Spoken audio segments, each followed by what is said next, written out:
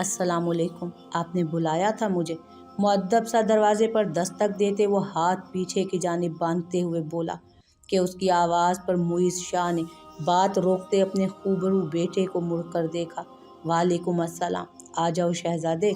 वो दिलो जान से मुस्कुराते बाजू वा कर गए कि आखिर इतने दिनों के बाद मुलाकात हो रही थी, खुश क्यों ना होते। तो आ गई घर की याद आपको। उनके गले लगते हुए भी वो तन से बाज ना आया कि मुइज़ समझते ही कहका लगा उठे। फुर्सत मिली नहीं, अपने बेटे के लिए निकाली है हमने। फुर्सत मिली नहीं, अपने बेटे के लिए निकाली है हमने। मायनी खेजी से कहते वो हाथ से उसे पास बैठने का इशारा करने लगे कि इर्तज़ा ने मशकूक सी नज़रों से उन्हें देखते जगह संभाली। तुम जानते हो कि मैं घुमा फिरा कर बात नहीं करता। तुम्हारे लिए लड़की पसंद की है। अगर तुम्हारी नज़र में कोई है तो बता दो, ताकि एक बार उस रिश्ते पर गौर किया जाए। वगरना तुम जानते ही हो कि आखिरी फैसला बाबा जान का ही होता है। वो मखसूस नर्म से लहजे में बोलते उसे आगाह करने लगे, जो 2 दिन पहले से ही इन सब बातों से आगाह था। अगर मैं कहूँ कि मैं किसी लड़की को पसंद करता हूँ तो। माथे पर बल डाले वो अपने पहने ब्लैक 3 पीस सूट के बटन लगाते बोला कि मुइज़ शाह गहरा मुस्कुरा उठे। तो हम जानना पसंद करेंगे इस बारे में, कौन है, किस ख़ानदान से ताल्लुक़ है और सब कुछ। बाप थे, कैसे ना बेटे के बदले तेवर जानते। इसी मकसद से तो वो सारा कामकाज छोड़कर अमेरिका से वापस आए थे। अभी आप आराम करें, मैं बहुत जल्द आपको सब बता दूंगा। अभी एक मीटिंग पर जाना है मुझे। खुदा हाफिज। मुस्कुराते जगह से उठते वो बात बदलते हुए बोला था, जबकि मुइज़ शाह ने बेकरार सी नज़रों से उसे देखा। परेशान मत हो, आप जानते हैं उन्हें। उनके परेशान चेहरे को देख वो मज़ीद उन्हें उलझाते हुए बाहर को बढ़ा था कि पीछे वो उसकी पुश्त को देखते सोच में पड़े। तुम्हें मालूम है सुहाय, मैं और जी दोनों एक ही यूनिवर्सिटी में पढ़ते थे और ये मुझसे सीनियर था। मेरे भाई का बहुत ही अच्छा दोस्त और मेरा भी। हशाश बशाश से मूड में वो पिछले 10 मिनट से उसका दिमाग खा रही थी। सुहाय ने सुर्ख रंगत से एक नज़र उसे देखकर फ़ौरन सर हिलाते मुस्कुराहट पास की, जबकि उसके चेहरे पर वाज़े उकताहट थी या फिर जेलसी। नाश्ता करने के बाद वो ज़ारून की ज़िद पर उन दोनों के साथ ही चेकअप के लिए आई थी। लाख एहतियात सही, मगर डॉक्टर को दिखाना लाजिम था। मगर अब वो खासी जली भुनी हुई सी बैठी थी। एक तो परी को भी बुआ के पास छोड़ दिया और अब वो किससे अपना दुख शेयर करती। वो सोचती बुरी तरह से अपने निचले होंठ को काटने लगी। तुम भी तो कुछ बताओ जी। सारा की आवाज़ उसके कानों में गूंजी थी।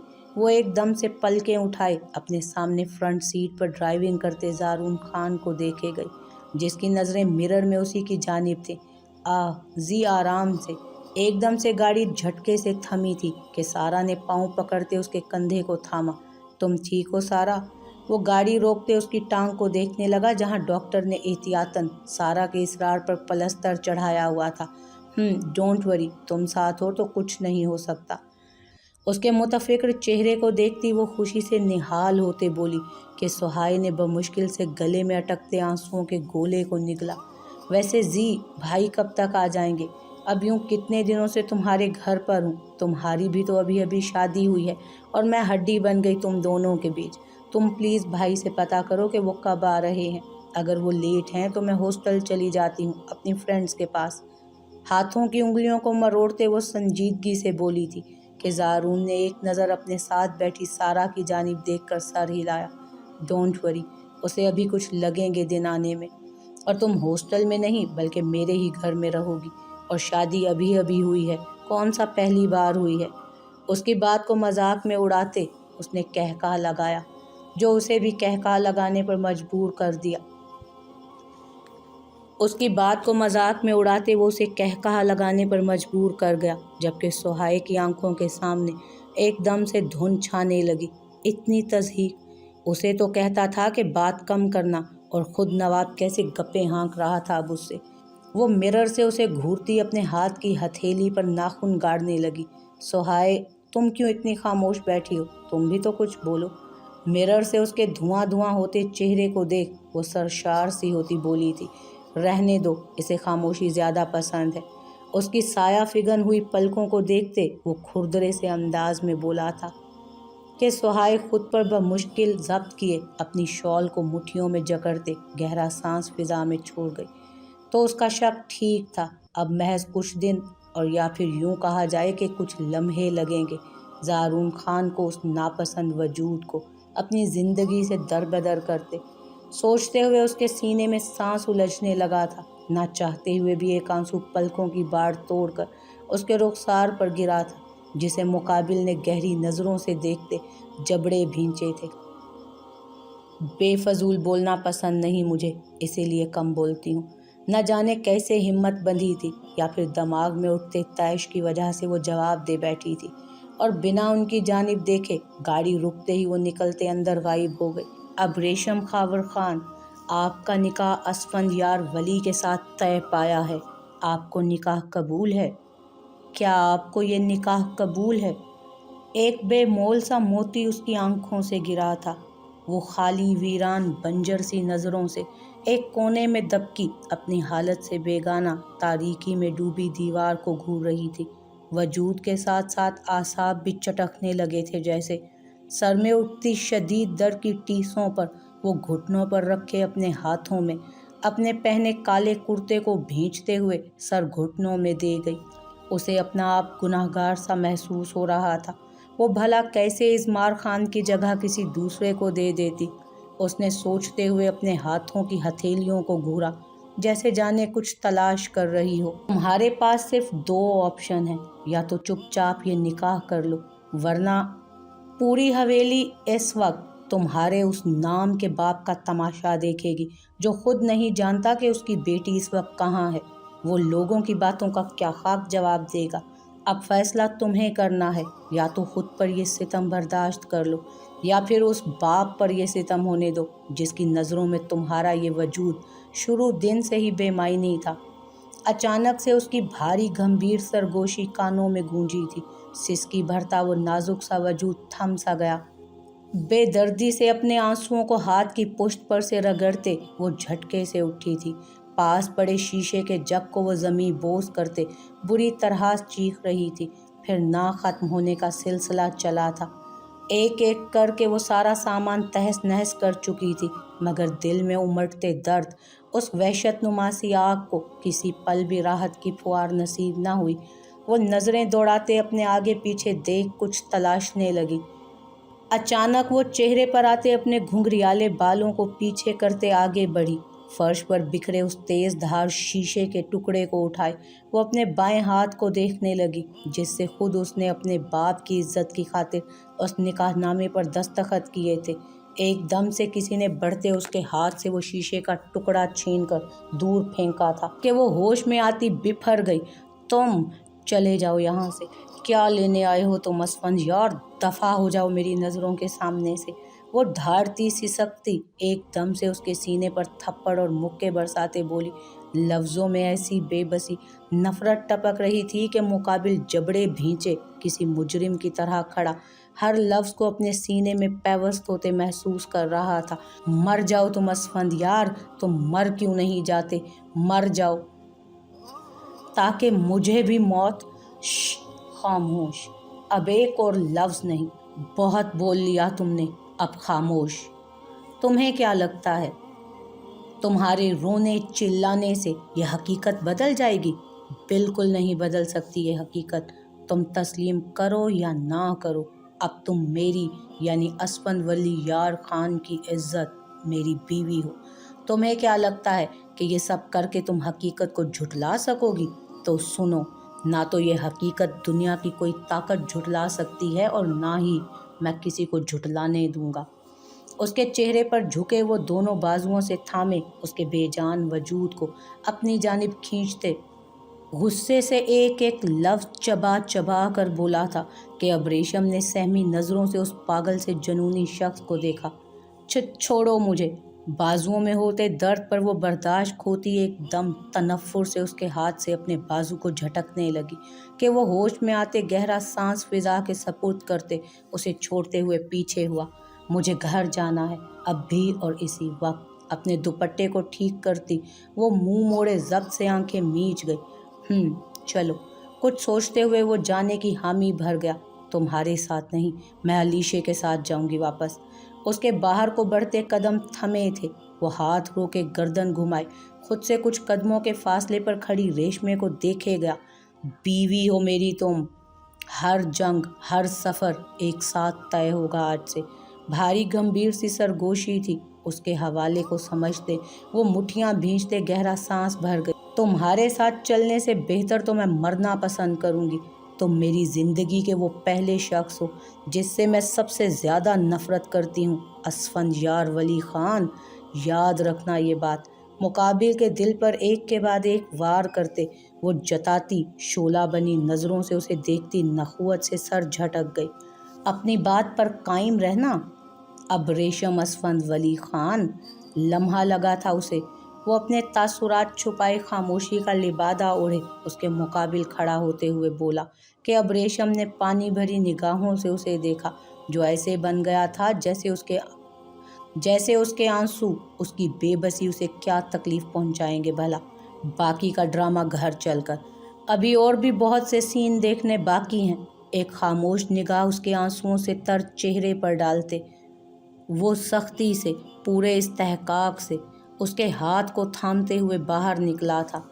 एहान और अलीशे को वो निकाह के फौरी बाद वापस भेज चुका था। जानता था कि अगर एक साथ घर गए तो हंगामा तो होगा ही, मगर बात भी बढ़ेगी। मुझे नहीं चाहिए तुम्हारी हमदर्दी, तुम्हारी कोई भी चीज़। दूर रखो खुद को मुझसे। अपनी जानिब बढ़ते उसके हाथ में थामी मर्दाना शॉल को वो नफ़रत से दूर फेंकते फुंकारी थी, इसका हिसाब तो मैं वक्त आने पर लूँगा। अब्र मैडम, अभी बैठो गाड़ी के अंदर।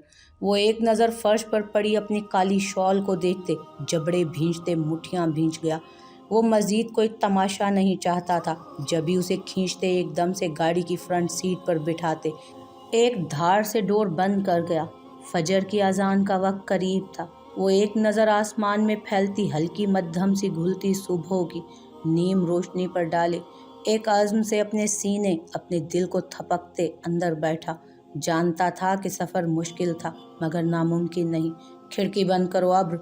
सुबह की ठंडी या हवाएं एकदम से टकराते उसके वजूद को सुन कर रही थी। वो कब से उसे यूं ही खामोश बैठा देख अब जब्त करते बोला, इतनी ठंड में भी उसे जिद करता देख वो चाहने के बावजूद खुद को कुछ भी सख्त कहने से रोके हुए था।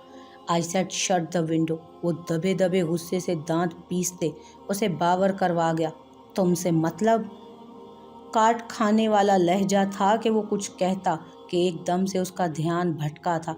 वो बार बार पीछे से हॉर्न देती गाड़ी को देखे गया। गर्दन घुमाए बाहर की जानिब देखने लगा। अचानक से अपनी गाड़ी के साथ किसी दूसरी गाड़ी के टकराने की आवाज़ पर वो एकदम से होश में आते बैलेंस करने लगा।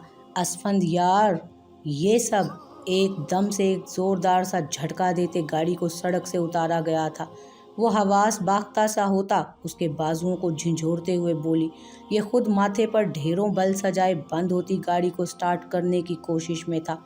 ओ गॉड, नॉट दैट अगैन। मुसलसल कोशिश के बावजूद भी वो नाकाम रहा था। एक आखिरी नज़र वो सामने सड़क की जानिब से अपनी ओर बढ़ती जीप को देख पल में फैसला करते एकदम बाहर निकला। असफंद यार, उसे यूं बाहर जाता देख वो हैरत से आंखें फैलाए उसे देखने लगी। सोचने समझने की सलाहियतें तो पहले ही माऊफ हो चुकी थीं। वो फटी फटी आंखों से खुद से दूर जाते असफंद को देखने लगी, जो उसकी आवाज़ सुनते ही मुड़ा था। कहाँ जा रहे हो तुम? मुझे भी साथ ले चलो। खौफनाक अंधेरे में ढले वीरान से जंगल में वो खुद को यूं उसके रहमो करम पर देखते सिसक उठी। उसे लगा कि शायद वो यूं ही उसे छोड़कर जा रहा था। जब भी तो मोटे मोटे आंसू आंखों में सजाए मिन्नत भरे लहजे बोली, यही तो मसला है, तुम्हें छोड़कर ही तो नहीं जा सकता। अतकुली खिड़की से गर्दन अंदर की जानिब किए वो जज्बात से चूर लहजे में बोलते अपने अंगूठे से उसके आंसू साफ करने लगा कि उसके सर्द हाथ का लम्स पाते वो सांस रोके आंखें मूंद गई।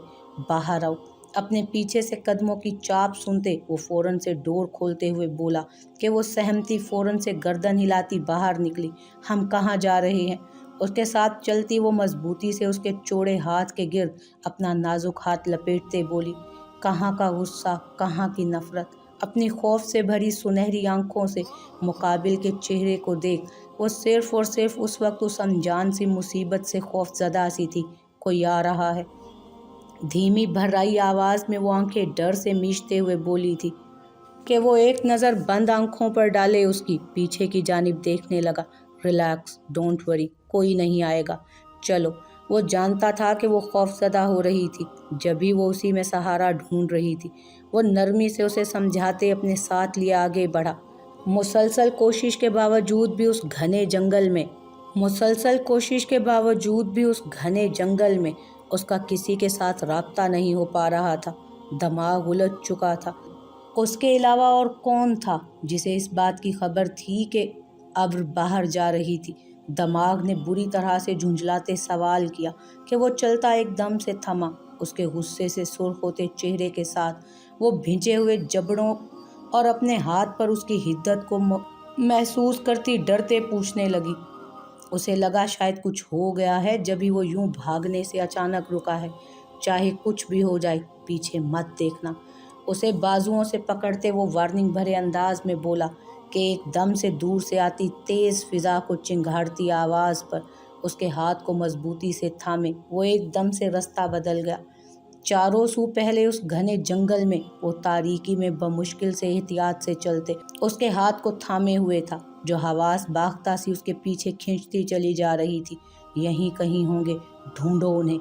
एकदम से भारी मर्दाना आवाज़ उसके कानों में गूंजी। वो डर से आंखें मीचे उसके सीने से लगकर आंखें मूंद गई, जबकि असफंदियार ने एहतियातन उसके सर को थपकते हुए अपने होने का यकीन दिलाया और साथ ही मौका मिलते वो पिछली पॉकेट से गन निकालते गहरा सांस लेते अपने सामने से नजर आते कदमों को देखने लगा।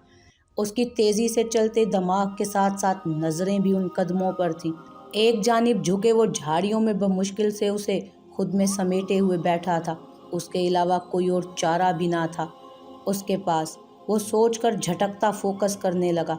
कम से कम 20-25 आदमी थे जिनके पास असलहा भी था। वो अंदाज़ा लगा चुका था कि मुकाबला नामुमकिन था। असफंदियार, एक मध्यम सी सरगोशी नुमा आवाज़ उसकी गर्म सांसों पर पड़ी।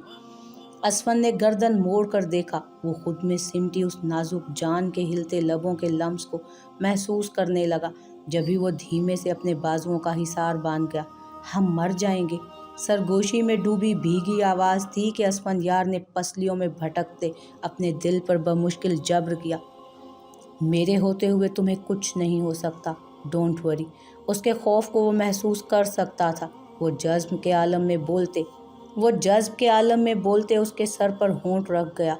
ये कौन लोग हैं? एक और सवाल आया। वो समझ चुका था कि वो चाहे डरी हुई सी खौफजदा थी, मगर उसका दिमाग अभी तक उलझा हुआ था। जब भी वो मशकूक सी होते पूछ बैठी, कोई भी नहीं, हम बहुत जल्द वापस जाएंगे। कुछ देर पहले उसके रूप को याद करते वो खुद में छुपी बैठी उस छोटी सी लड़की को बगौर देखकर तासुफ से सर झटक गया।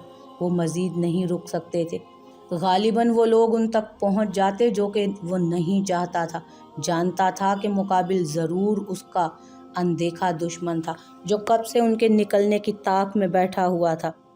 वो खुद उसके रूबरू होते मुकाबला चाहता था, मगर उस वक्त उसे खुद की नहीं बल्कि खुद में बसती उस लड़की की फिक्र थी।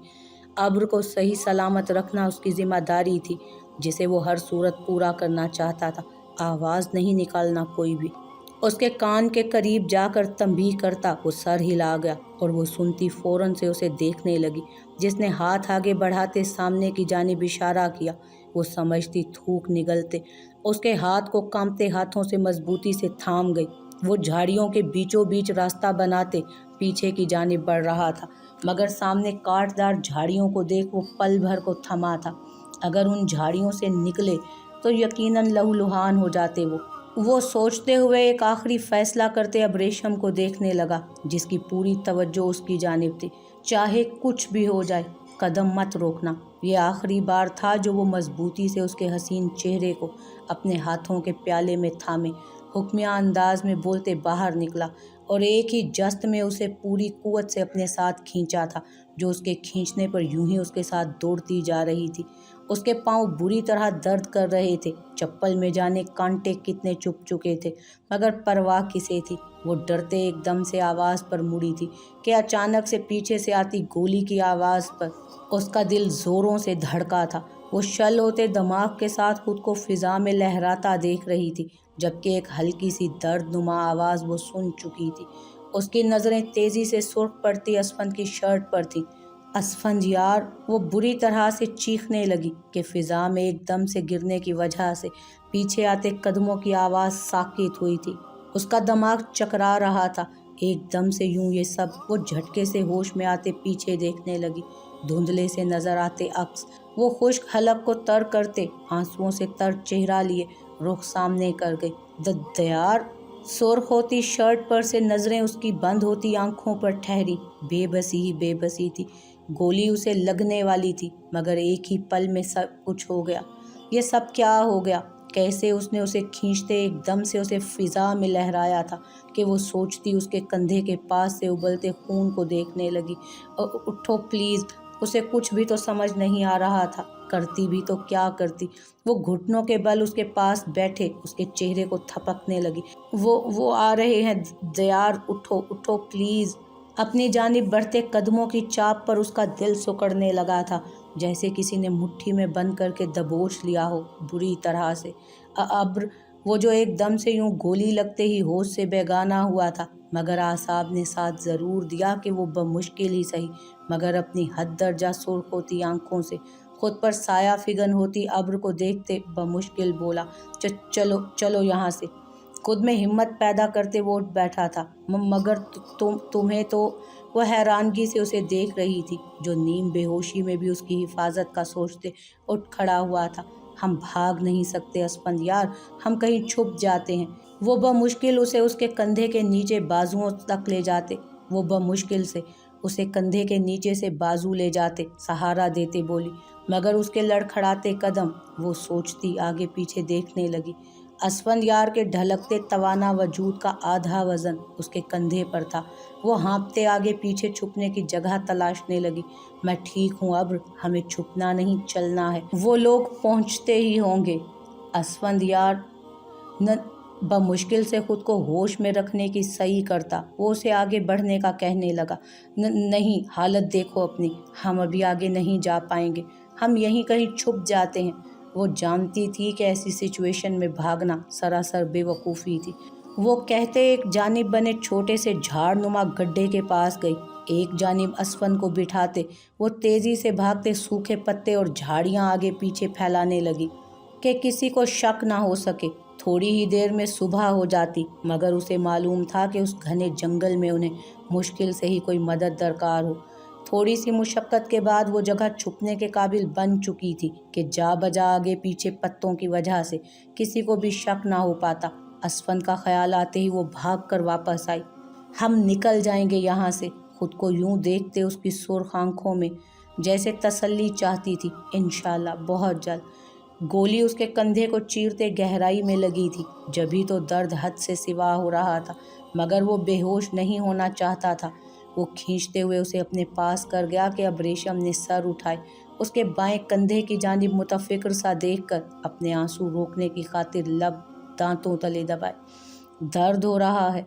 कंधे से उबलते खून को देखती वो मुतफिक्र सी होती उससे पूछ बैठी।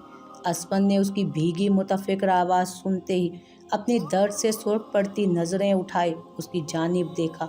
उसे अंदाज़ा हो रहा था कि ये सरासर उसकी गलती थी। क्या हो जाता कि अगर वो सब्र करते सुबह निकलता, कम अज़ कम ये मुसीबत तो गले ना पड़ती।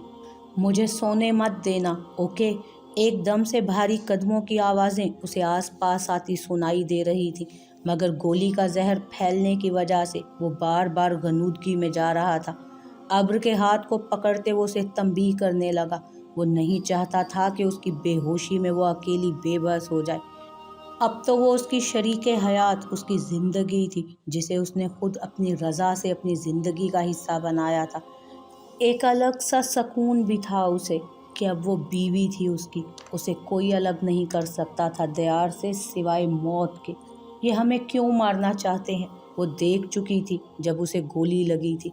वो लोग यकीनन उन्हें मारने आए थे, मगर वो अनजान थी।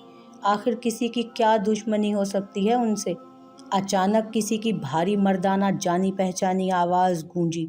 वो आंखें फैलाए हैरत से असफंयार को देखने लगी, जिसके जबड़े मुकाबिल की आवाज़ को सुनते ही भिंच चुके थे। उसे अंदाज़ा नहीं था कि फैज़ान खान भी ऐसा कुछ कर सकता था। ढूंढो उन दोनों को, रेशमे चाहिए मुझे, किसी भी हाल में ढूंढो। ज़्यादा दूर नहीं गए होंगे वो। वैसे भी उस कुत्ते को गोली लगी है। जहाँ भी मिले एक साथ सारी गोलियां उसके सीने में गाड़ दो। उस इज़मार को तो अपने हाथों से मारने की हसरत पूरी ना हो सकी, मगर अब इस कमीने को मैं कुत्ते की मौत मारूंगा। असफंयार बाहर निकल आओ। जानता हूँ मैं कि तुम यहीं कहीं छुपे बैठे हो। चुपचाप रेशमे को मेरे हवाले कर दो।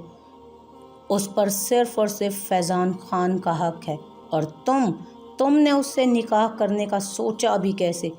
एकदम से फिजा में फायर की आवाज़ गूंजी थी। बिखरे हुलिये में वो नींद से भरी सूजी आंखों से गुर्रा रहा था। अभी थोड़ी देर पहले ही तो उसे मालूम पड़ा था उनके निकाह के बारे में। काश जब भी वो बिना किसी को इत्तला किए अपने हाथों से असफंयार को मौत के घाट उतार देता। और यही करने वो अब आया था। पहले इज़मार और अब असफंयार। वो सब गुस्से में था। आखिर कैसे वो चकमा दे सकता था उन्हें? दयार बेयकीनी ही बेयकीनी थी। जिसे अपना बड़ा भाई माना, इस कदर भरोसा किया, एतबार किया जिस शख्स पर, वो ऐसी सोच रखता था। उसके इज़मार की मौत की वजह भी यही इंसान था। Don't cry, everything will be better soon. वो जो उस हैवान की मुगल्लिज़ात सुनने से बिफरा हुआ था, बस नहीं चल रहा था कि अभी उसे गुद्दी से पकड़कर फांसी पर लटका देता। बमुश्किल से खुद पर काबू पाते वो अब्र के भीगे चेहरे को उंगलियों के पोरों से साफ करने लगा, जो बेआवाज़ रोती उसके सीने पे सर टिका चुकी थी। एक साथ दिल में जाने कितने ख्याल थे, क्या क्या नहीं था जो उसको याद आया। इज़मार की डांट डपट, उसकी मोहब्बत, अपनी आंखों के सामने उसका खामोश वजूद, असफंयार को लगती गोली। मुझे मारना है इस शख्स को, मुझे मारना है इस शख्स को। वो झुका हुआ था उसके सर के पास। उसकी मध्यम सी नफरत में डूबी सरगोशी उसका फिशारे खून बढ़ा गई। अपने बाएं कंधे में उठती टीसों को भुलाई वो उसे खुद में भींच गया। बाहर एक गहरी खामोशी थी। कितनी देर कदमों की चाप सुनाई दी थी, मगर अचानक किसी की कॉल पर फैज़ान खान की बहस के बाद वो अचानक से पलट गए थे। वो ज़्यादा सुन नहीं पाया था। आंखें मुसलसल बंद हो रही थीं। अब तो बाईं जानिब से बहता खून ज़मीन पर बूंद बूंद बह रहा था। बाहर आ जाओ तुम दोनों। मान किसी साये के बाद किसी की आवाज़ उभरी थी, जिसे बंद होती आंखों के साथ असफंयार ने बमुश्किल सुना। एहान, मुझे बात करनी है। वो छुपते छुपाते उसके कमरे में आई थी, जो मज़े से कॉफ़ी के सिप लेते अपने सामने चलते सिस्टम को देख रहा था। जानी पहचानी आवाज़ सुनते ही वो मुड़कर उसे देखने लगा, जो चेहरे पर परेशानी सजाए उसकी जानिब बढ़ रही थी। उसकी दीदा दलेरी पर एहान ने आईब्रो उचकाते उसे सरता पाँव घूरा। उसे अंदाज़ा नहीं था कि इतनी बातें सुनाने के बाद भी वो यूं उसके सामने आएगी। अपनी थोड़ी देर पहली हौसला अफजाई उसे अच्छे से याद थी। अरे आप मोहतरमा, आइए आइए, कहिए कैसे आना हुआ। मग टेबल पर रखते वो अपनी शरारत से लबरेज आंखों में पल भर संजीदगी समेटे उससे मुखातिब हुआ। वो एक काम था मुझे। अपने खुश्क होते हलक को तर किए वो नज़रें चुराने लगी कि एहान ने बमुश्किल मुस्कुराहट रोकी। कैसा काम? खुद से 5 कदमों के फासले पर खड़ी अलीशे को देख उसके सामने खड़ा होता अनजान बना, जबकि अलीशे जानती थी वो इतना अनजान या मासूम नहीं था जितना बन रहा था। लाला ने कहा था कि वो हमारे पीछे ही आएंगे, मगर अभी तक नहीं आए। मैंने कई बार कॉल भी की है, मगर उनका नंबर नहीं लग रहा। तुम पता करो प्लीज़ कि वो कहाँ हैं। वो वाकई में परेशान थी। जब भी कुछ ना सूझते वो उसके पास आई थी कि एहान ने सरता पाँव उसे घूरा।